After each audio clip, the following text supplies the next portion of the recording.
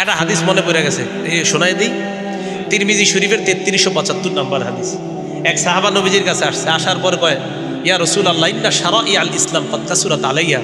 হুজুর, ইসলামের এত বিধিবিধান আমি মুখস্থ রাখতে পারি না। কত সহজ সরল দেখেন। নবীজি কয়, তো কি করবো এখন কও?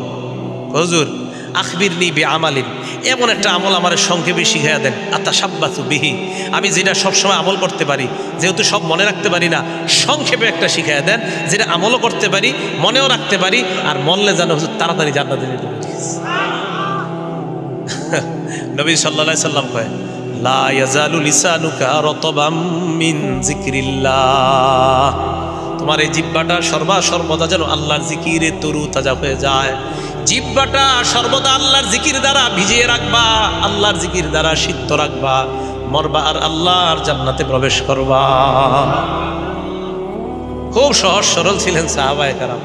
যা বলতেছিলাম, তো হুজুর লুঙ্গিটা ছাড়া আমার কিছু নেই।